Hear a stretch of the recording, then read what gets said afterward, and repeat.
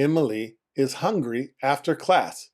She opens Google Maps and searches for ramen near the station. One review catches her eye. A small ramen shop, it says. Stand up only. But the rating is high, and the comments say the soup is special. She finds the shop right away. It is connected directly to the station. Just a small door, a sign, and a short counter inside. It is a real hole in the wall. There is already a line outside. Emily joins it. The people around her are talking. Someone checks their watch. Nobody leaves. After about 20 minutes, a staff member comes out of the shop. She takes orders from the people in line. Emily orders the herbal tonkotsu and gyoza. The staff member writes it down and goes back inside.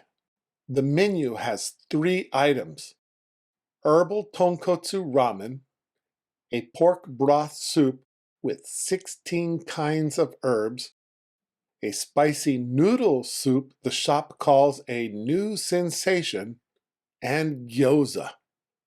A few minutes later, Emily gets inside. The shop is very small. She finds a spot at the counter. Then a staff member comes over. She bows and apologizes.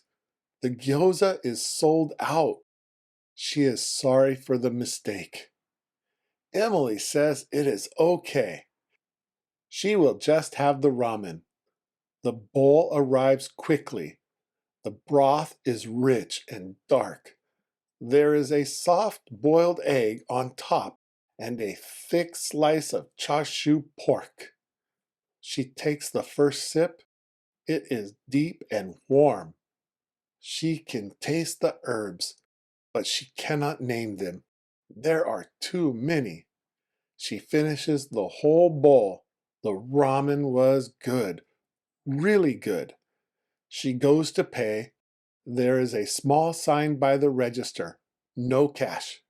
Cashless payment only.